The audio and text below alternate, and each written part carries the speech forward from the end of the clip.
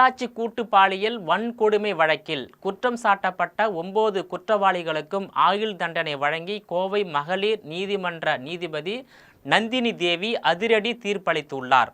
பொள்ளாச்சி பகுதியில் அரசியல் செல்வாக்கும் பண பலமும் படைத்த ஒரு கும்பல் கல்லூரி மாணவியர், குடும்ப பெண்கள் ஆகியோரிடமும் முகநூல் மூலம் பழகி காதலிப்பது போல் நடித்து ஏமாற்றி கூட்டாக பாலியல் வன்கொடுமை செய்தது, வட்டிக்கு கடன் கொடுத்தது, திருப்பி செலுத்த முடியாத பெண்களை தென்னந்தோப்புக்கு நடுவே உள்ள பண்ணை வீட்டுக்கு கட்டாயப்படுத்தி வரவழைத்தது, பாலியல் பலாத்காரம் செய்தது பற்றி பல்வேறு குற்றச்சாட்டுகள் எழுந்தன. இவர்கள் வீசிய வலையில் சிக்கியவர்களில் பெரும்பாலும் கோவை, பொள்ளாச்சி வட்டாரங்களை சேர்ந்த கல்லூரி மாணவியரும் இவர்களிடம் கடன் வாங்கி அவற்றை திருப்பி செலுத்த முடியாமல் தவித்தவர்களும் என்று கூறப்படுகிறது. இந்நிலையில் கல்லூரி மாணவியை கூட்டு பாலியல் துன்புறுத்தல் செய்து செல்போனில் படம் பிடித்தது சமூக வலைதளத்தில் வெளியாகிய சம்பவம் தமிழகத்தில் பெரும் பரபரப்பை ஏற்படுத்தியது. இது தொடர்பாக பாதிக்கப்பட்ட பெண்ணின் குடும்பத்தினர் புகார் அளித்தும் காவல்துறையினர் உரிய நடவடிக்கை எடுக்கவில்லை. இதனால் கூட்டு பாலியல் சுரண்டல் கும்பலை சேர்ந்தவர்களை கைது செய்ய வேண்டும் என்று பல்வேறு சமூக நல அமைப்பினரும் பல்வேறு அரசியல் கட்சிகளும் தொடர் போராட்டத்தில் ஈடுபட்டனர். இதையடுத்து இந்த வழக்கு முதலில் சிபிசிஐடிக்கு மாற்றப்பட்டது.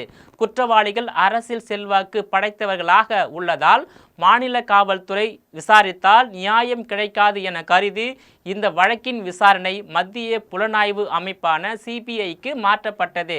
சிபிஐ அதிகாரிகள் விசாரணை நடத்தி திருநாவுக்கரசு, சபரிராஜன், சதீஷ், வசந்தகுமார், மணிவண்ணன், ஹெரன்பால், பாபு, அருளானந்தம், அருண்குமார் ஆகிய 9 பேரை கைது செய்து சேலம் மத்திய சிறையில் அடைத்தனர். இவர்கள் மீது 2019ஆம் ஆண்டு மே 21ஆம் நாள் கோவை மகளிர் நீதிமன்றத்தில் சிபிஐ குற்றப்பத்திரிகை தாக்கல் செய்தது. கோவை நீதிமன்ற வளாகத்தில் தனியாக அறை ஒதுக்கி விசாரணை நடைபெற்று வந்தது. 2023ஆம் ஆண்டு பிப்ரவரி 24ஆம் நாள் சாட்சிகளின் விசாரணை தொடங்கியது.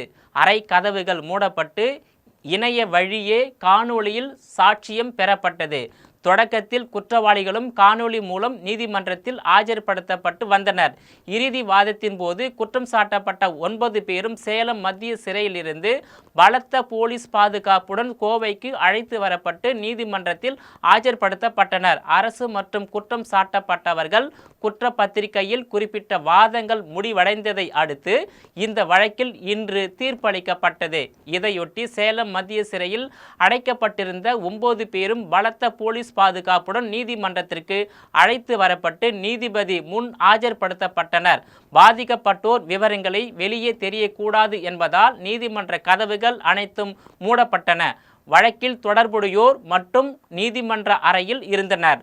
பொள்ளாச்சி கூட்டு பாலியல் வன்கொடுமை வழக்கில் கைதாகி உள்ள 9 பேரும் குற்றவாளிகள் என்று நீதிபதி நந்தினி தேவி தீர்ப்பளித்தார். இதையடுத்து குற்றவாளிகள் 9 பேரும் பலத்த போலீஸ் பாதுகாப்புடன் சிறைக்கு கொண்டு செல்லப்பட்டனர்.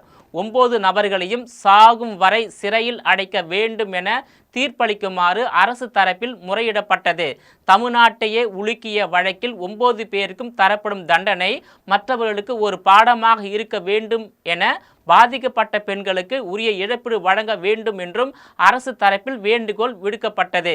அதன் அடிப்படையில் குற்றவாளிகள் 9 பேரின் தண்டனை விவரங்களை நீதிபதி நந்தினி தேவி வாசித்தார். பொள்ளாச்சி பாலியல் வழக்கு குற்றவாளிகள் 9 பேருக்கும் சாகும் வரை ஆயுள் தண்டனை விதித்து தீர்ப்பளித்தார். பாதிக்கப்பட்ட பெண்களுக்கு மொத்தமாக ரூபாய் 85 லட்சம் இழப்பீடு வழங்க வேண்டும். பாதிக்கப்பட்ட பெண்களுக்கு ரூபாய் 10 லட்சத்தில் இருந்து 15 லட்சம் வரை வழங்க வேண்டும் என்று நீதிபதி உத்தரவிட்டார்.